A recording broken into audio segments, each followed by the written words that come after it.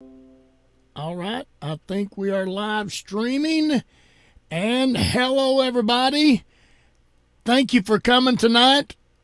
And we definitely want to welcome Rabbi Pesach Sherbo back to the virtual streaming world.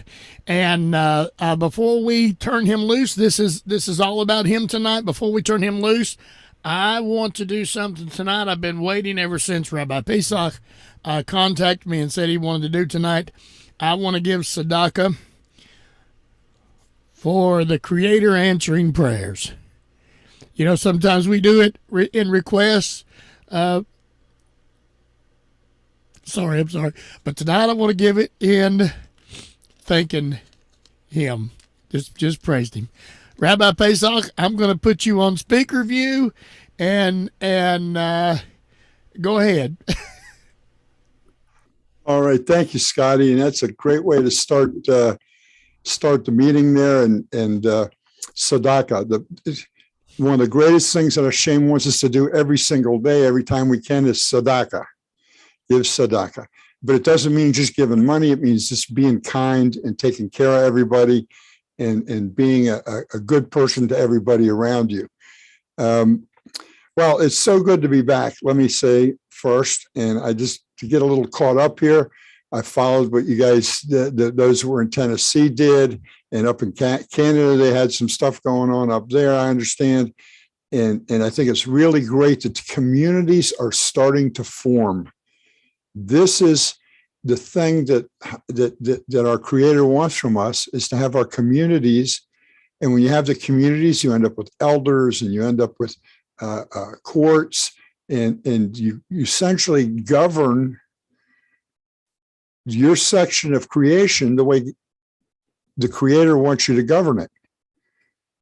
And it has nothing to do with religion. It has nothing to do with anything like that. It has to do with being a good and moral person and being kind to everybody, and also knowing who He is and paying attention to Him and praying to Him and asking Him when you need it. You know, one of the sages says, if you need a button, pray to God.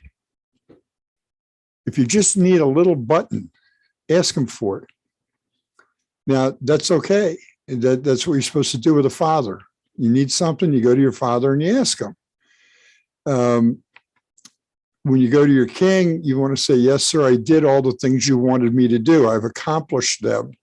An example of that is the first fruits that we do in the spring. When the agricultural sacrifices were made at the temple, the farmers had a prayer that they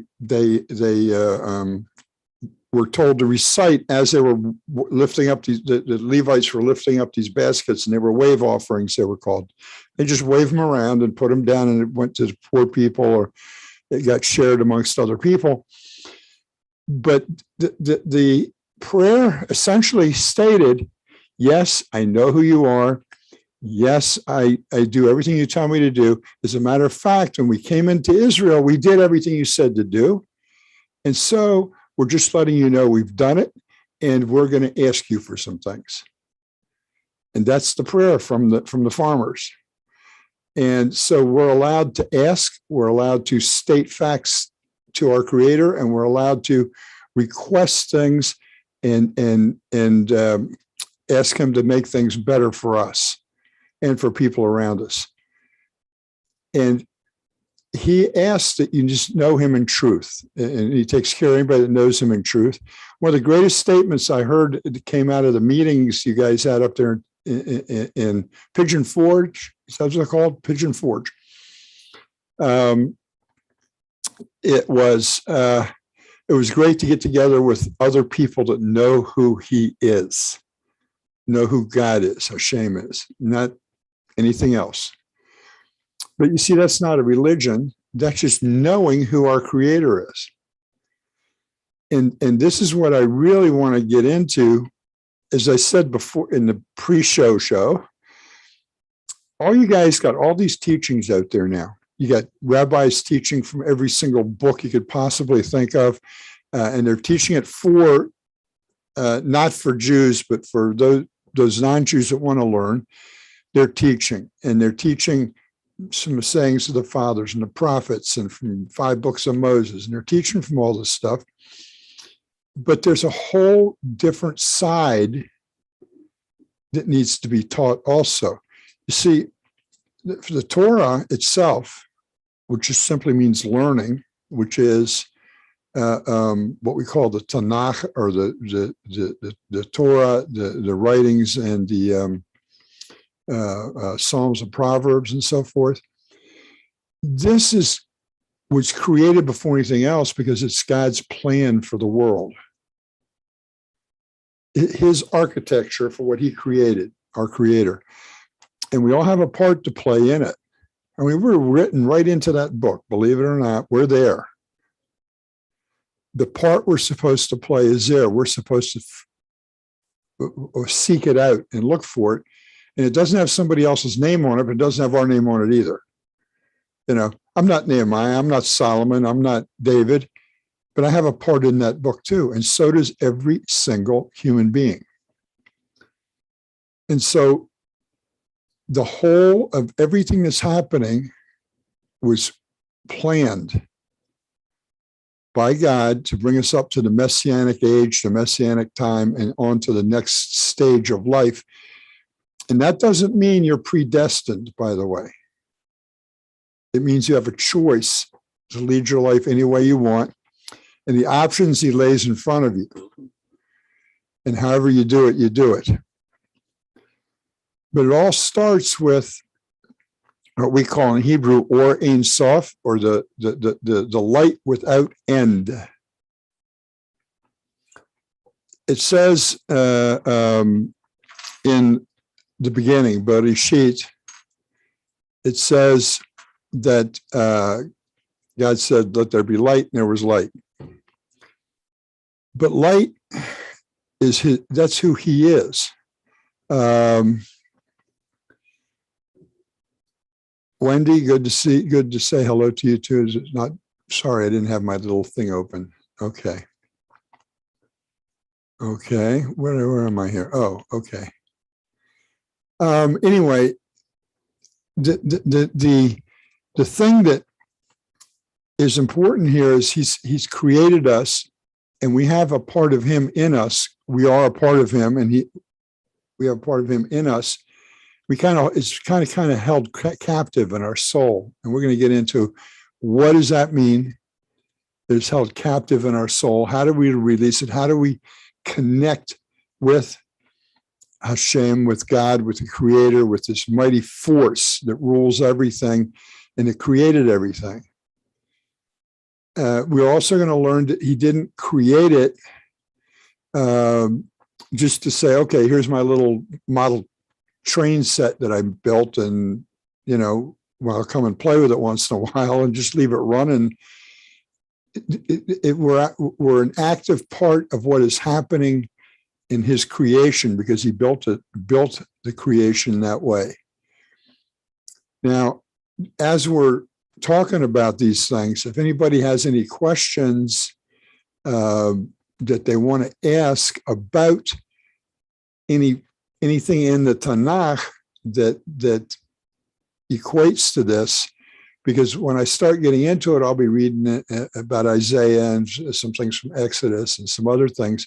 We're not going to start it this week. We're going to start it next week. But I'm just regaining all my strength. And for those of you who don't know, I went through knee replacement surgery, and Baruch Hashem, it all went well, and I'm way ahead of schedule on what I can do with my knee. I can actually get up and dance around, and I can drive my car, and I can do all kinds of things, and I'm only 6 weeks past it. Last week, I had a little episode where I had ended me up in the hospital for 4 days, and they thought it was something, and it wasn't. They thought it was another thing, and it wasn't. So I said, okay, I guess you're okay. Go home. So they couldn't tell me whatever happened, what caused it, whatever symptoms I have, but it wasn't anything going on in the world today, and it wasn't anything in my body, but it's over with. So I'm regaining strength. One of the toughest things that you learn as you age, as you get older, is when something happens in your body, it takes a little bit longer to heal. And it's a frustration you have to get over, especially if you've been pretty healthy your whole life. You have to realize that it's just one of those things that happens. And you're expecting a healing to take 2 weeks or 3 weeks, and it takes a month or 6 weeks. So you just have to have the patience to go with it. And I just thank God that he gave me the patience to go with it, and we're doing pretty good. I'm doing good. Shira's doing good. She was a real trooper through this whole thing, and I really appreciated everything she did. You know, driving here in Israel is different than driving in America. Driving here in Israel is, I don't know, it's probably worse than driving in New York City. And Israelis are very aggressive drivers, and we don't have a whole lot of stoplights, but we got circles. And Shira had tried it a couple of times. It didn't work out too good.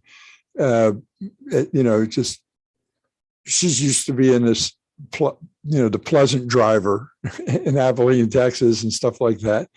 But now she's learned and she's doing good. And because she had to drive us for 5 weeks, drive us around to doctor's appointments and things. So that was something good that came out of it. And we're just we're thrilled that God is taking care of us and keeping us ongoing and going forward. And if you read in the sayings of the fathers, it was in chapter 5 or 6. I was looking for it earlier. I got to get it. They go through the stages of a human being, and we're going to discuss those too. I know we're used to talking about stages of children, the terrible twos and teenage years and all that. But in the sayings of the fathers, they talk about what happens when people are 20 and 30 and 40 and 50 and 60 and 70 and 80 years old.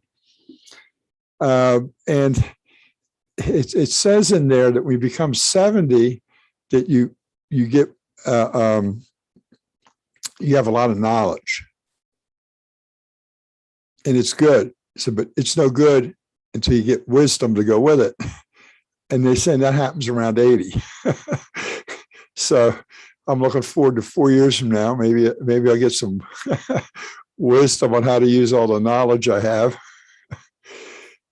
But in the meantime, we all, as we go through our life cycle, if we look for the wisdom that's inside the knowledge that we have, and you know what? I used to call it when I was younger, horse sense. This guy don't have enough horse sense to get out of his own way. It's a pleasant way of what we used to say. When presented with a situation, he always acted on the body emotions, the animal part of us, instead of the head part of us, which gives us the wisdom to act or react in the proper manner. So these are all the things we're going to cover in this course. And I'm really hoping that some people are going to benefit from it. And I'm hoping we'll have some more people here next week. We're going to do it's going to be a regular course, and we're going to go from there. Now, I got the window open. I was waiting. Right now in Israel, we are in the month of Elul. It just started. And during the month of Elul, the Sephardi Jews go to the house of prayer early in the morning before they do their morning prayers, and they do something called slichot. Their prayers asking for forgiveness. They do it for a month, from now until the 1st of Tishrei next month. The Ashkenazis, we only do it for a certain number of days at the end of the month. But every day when we finish the service, we blow the shofar. So you hear going across Israel as each congregation finishes its morning service, the shofar ringing out in essentially the same blasts we're going to hear on Rosh Hashanah. And this is a cry to wake people up, to get them coming back to thinking about God. Even the poor guy sitting in bed, or a guy or gal, a woman, man, in bed at 5:30, 5:45 in the morning, and all of a sudden they're woken up by the sound of the blowing of the shofar. Now, that back in the day, shofar was an alarm signal. It was, watch out, something's wrong, get together, come together. So this happens all across Israel and across the world, actually. But it's pretty cool when you're sitting here in the morning and you hear the one at the front door, and the one at the back door, and the one up the street, and another one over there, and they're all blowing the shofar in the morning. And it's just cool to hear all of this. And it goes all the way back to when Abraham and the Akedah, the binding of Isaac. And it's just, if you can possibly hook yourself to this information that we're going to be giving you, that the creator of all things gives us to try to teach you.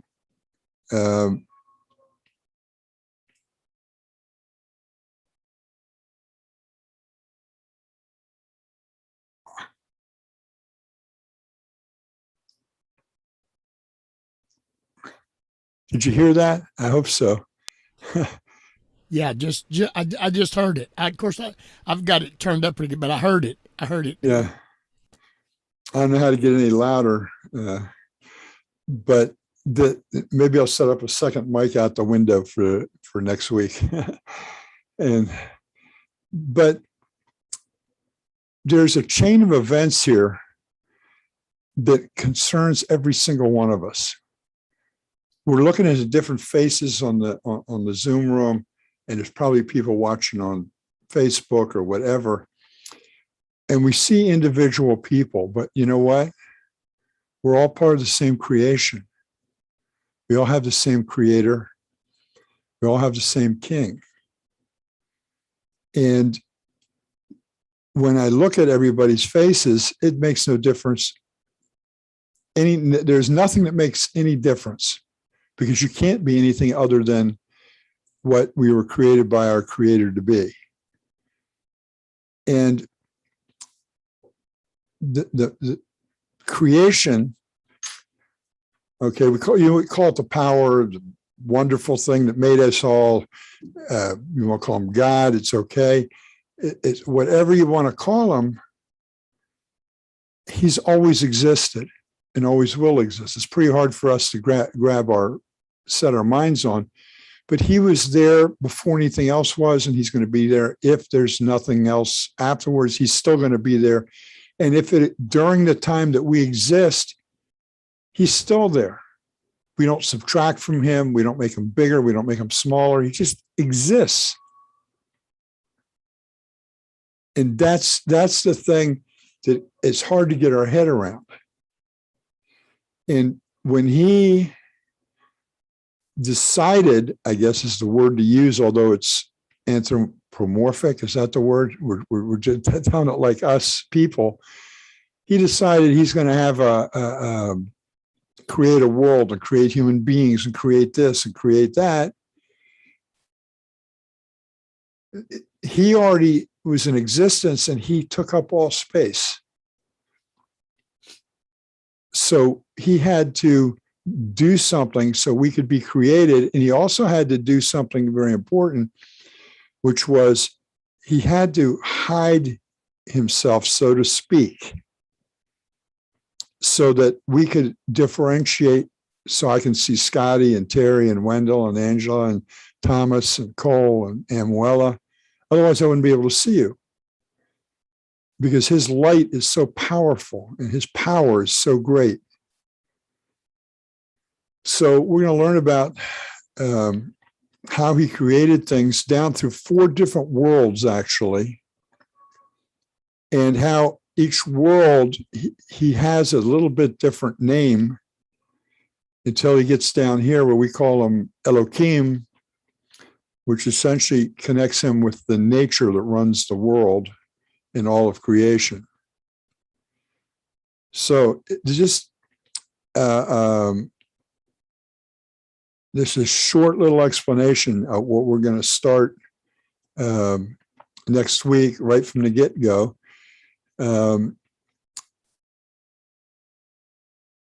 The power that we call God, we give him a name, but and we even call him a him, but he's really everything, male, female, everything. It encompasses everything that he has created. In other words, it's kind of inside him, and it encompasses everything. And the power we get comes directly from him. Grass, trees, flowers, everything that exists, us included, we get power from him.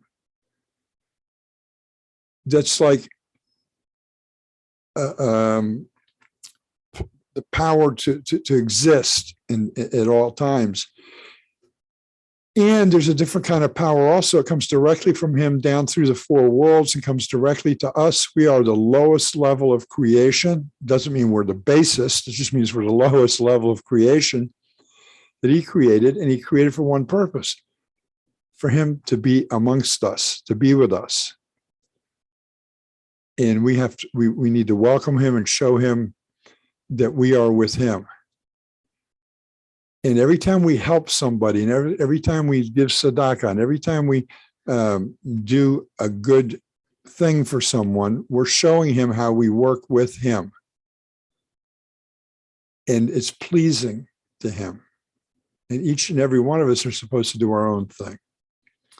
So I know this is going to be a short meeting, Scotty, but I just wanted to lay out an introduction, and hopefully some people will see this and more people will come next week. And if anybody right now has any questions or anything, I'll be more than happy to handle any questions if anybody has any. Nothing? Okay. I know it's late, and I wish I could do it earlier for you guys, but it's 5 o'clock in the morning when I start here, and that's about when I can't get up any earlier right now, so I regain my strength. Scotty, Terry, I love you guys, and I really appreciate the work you're doing there and teaching people, and everybody else, Thomas, Wendell, Angela, Emuela, Cole, all these, you guys are becoming important people in your community, and you're spreading what God wants spread, and that's the biggest tzedakah you can possibly do for God, is to get other people involved, talk about it to other people, show them how to get involved with these things. So I thank you for what you're doing. I thank you for working through Torah for the Nations, but I know a connection with Israel. And Shira's starting to record a whole new section of teachings we'll put up through, but I know a connection, the women's gathering. So there's going to be a lot of things coming up. I apologize for the break we've had for the last 2.5, 3 months, but we're going to get rolling again. And we're going to do the thing, accomplish what God wants us to do. And if anybody needs any help accomplishing something or has specific questions, let me know, or let Shira know, and we'll help you do whatever you can do. Remember, it's good to learn and learn all you want. If you don't want to learn a whole lot, you don't have to. God doesn't require learning. He requires you just to be a good moral person and have a connection with him, which is the hardest thing for people to do, actually, is to have the connection with him. A lot of good, moral, upstanding people in the world, they just don't have the connection with him. All right, Scotty. Thank you so much, Rabbi. It is so good to see you. Can I ask if anybody, before we close, I know it's early there, if anybody here in the room with us. Would you like to say something? Welcome to Rabbi Pesach tonight. Go ahead, Thomas. Thomas was the first one had his hand up, Rabbi. I'm so glad to see you. Love, I miss that smile. Thank you. Thank you. It's good to see you. Scotty's teaching me how to be tactful when I talk about Noahides and stuff. Yeah, we're going to the one thing that's kind of a little bit annoying to me is this tag Noahides. Because God calls you righteous of the nations. That's a big thing. And now, when the state of Israel was founded, it ends up being two types of righteous of the nations. They call them the righteous Gentile, the one that helped the Jews during the Holocaust, and they honor them. And there's a forest planted up around by Yad Vashem in around Jerusalem, around the Holocaust Memorial, and there are people's names listed. That's one kind. But the most important kind, and the only kind mentioned in the 5 books of Moses and in the prophecies, is you guys. The guy is a moral, upstanding, good people that realize who God is truly and have the connection with him and help other people. This is all he wants from any of us. We're going to discuss reasons the world was destroyed. We're going to start with that next week and then go forward from that. Probably everybody's heard it, but we're going to press in on it. Anyway, go ahead, Scotty. Was you through, Thomas? Okay. I just want to say thank you too.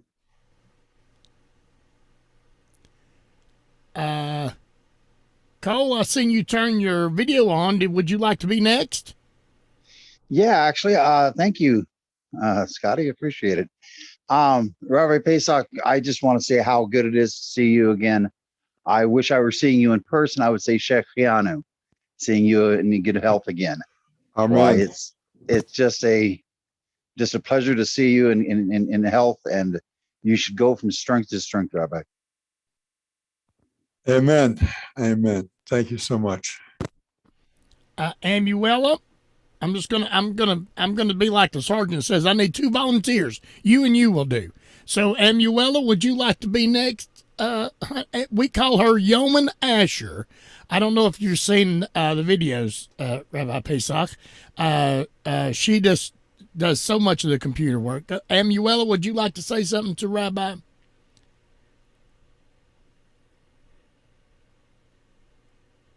I miss your warm heart badly.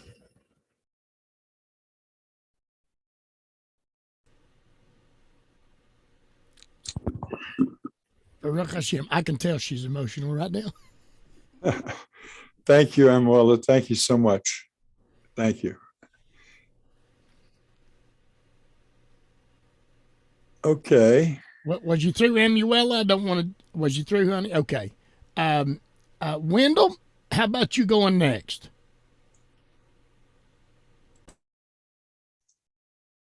It's just great to see the rabbi back with us. Terry and Scotty have done a great job in the intervening time, but there's just something about having the rabbi with us and his warmth and his knowledge that just makes everything so much better for us. And we really have been missing it and really appreciate you being back. Thank you. Thank you. And I appreciate Terry and Scotty, and they're going to keep going on the teaching they do. I'm not going to stick my nose in there. Terry's doing such a good job, and Scotty, and I understand are getting a lot of people getting information and things, asking for information. And I think it's good to go that way because you guys have to have your own community, your own people, your own elders, your own judges. Baruch Hashem. All right. Angela, would you like to go next? I think I still hear those shofars playing in the background. Do I still hear them in the background? Yes, because we have 5 or 6 congregations here, and they all end at a different time, and they all blow at a different time. I can hear. I can hear. Go ahead, Angelica. Okay, my camera seems to be going, so that's why I look a little funny on there. But that's okay. I am happy to see Pesach is doing well, and he's going to get really lots of strength back, and he's going to just go for it. It's a given, right? You're just young. You need there's lots more years coming your way. So it's Amen. It's a good thing to see you back. Thank you so much. Thank you. So if you're ever in our way here in Canada, our home is now a safe house for all the righteous of the nations. When they come here, they can come and stay. So if you're ever down this way. I appreciate it very much. So does Shira, believe me. She appreciates it very much. She wanted so much to be in Tennessee this year. Of course, I couldn't physically be there. And she wanted to just drop in and surprise everybody there. Well, that would have been awesome. That would have been awesome. Okay, Terry, I saved the best for last. So Terry, go ahead. Thanks a lot, Scotty. Rabbi, we are just so glad to see you. Is my mic on? Yeah, my mic's on. Just want to make sure. Yeah, we're just so glad to see you back. We've been doing a lot of praying for you and your health, you and Israel, and everything. We're just so glad we need you as a part of our life. And so we hope to Hashem that you get that 120 that he promised. Amen. You have no idea how much we need you guys too. Just so glad to see you back. And you. Just you really look good. I think so your strength is coming back. Your color and your skin, just your demeanor, you can tell your strength is coming back. It's good to see you got your rest that you needed. Amen. I'm going to say something now, and Scotty and Terry are going to be a little embarrassed by what I'm about to say. And I don't think I've ever related to this before. When I first married Shira and we came here to Israel 8 years ago, and we started working with the righteous of the nations, Shira was not yet, hadn't asked for conversion or anything, but we had taken a little field trip around to the different tzaddikim and their tombs, and you go there and you pray to God by the tomb because it's like an express elevator, whole big thing. We can discuss it later. But we went up to Shimon Bar Yochai, up on Mount Meron. And the reason I pulled in there is I used to have a radio station on the air, and I wanted to get some more music to put on it. And while we're sitting there, or while I'm talking to the guys, a bunch of Breslovers came up. I don't know if you don't know who they are, but they're very joyous people, always singing and dancing. And they came up and they started singing and dancing. And so Ashira and I joined them with the dancing. And then they sat us down in these chairs and they did a blessing over us. Now, mind you, I'm in my, then I guess I just turned 70 and Shira is her age. And the furthest thing from our mind is having children. As a matter of fact, I could not have children at that point. But they prophesied that we were going to have at least one son. And when we left and I explained it all to Shira, she got very angry. She said, "What's wrong with those guys? They're talking like a bunch of Christians or something. What's going on?" She said, and she got angry.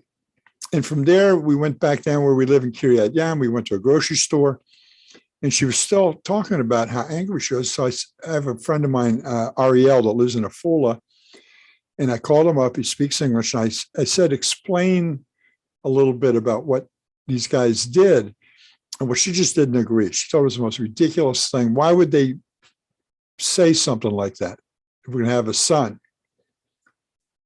And we started coming up here to, and she got over it, but she still was a very negative experience for her.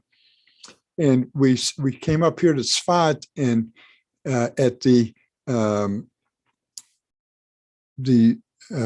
place where Ha'ari used to pray, the Hari Ashkenazi synagogue. We were in there one day and we were looking at stuff, and a guy comes in and starts explaining, and he says, go sit over there on that bench. And we sat down, and he says, this is a fertility bench. This is to help you have sons. Now, come on, look at our ages. Who's going to talk like this? And this guy was an old man too. Anyway, yeah, we're going to go have a couple of kids, right? Guess what? We got 2 sons. We got Scotty and Terry. They're our sons. See, we know what God says. When you teach somebody his Torah and you teach them how to connect with him, those are your children. And Scotty and Terry were the truly first ones that hooked up and did this. So God bless you guys. Terry's the oldest. He's the one that receives the blessing. He's the firstborn, and I come in later. But Terry is and Rabbi Pesach. It is so good to have you as a Father. Thank you. Go ahead, Terry. No, he's got me all messed up. So I'm looking forward to next week, Rabbi. I'm looking forward to next week. If you'll look at the chat, Thomas and Emuel have been doing such a great job. That's some of the people that's over there on Facebook and YouTube, Tour for the Nations YouTube channel, and B'nai Noach Connection with Israel. And they put some of the names up of some of the people over there. Of course, you know some of them. Would you like to greet them, Rabbi? And yes, I certainly would like. I certainly would like to greet them. I didn't even see it over there. I see Wendy Shepherd, and it'll be this time every week. Yes, it will be, and it's good to see you, Wendy, and Miriam Jacob. Wow, good to see you, Scruffy Scrubs. Yeah, we saw your prayer request today, and we'll pray for that. And thank you so much. And Sally, you're a champion.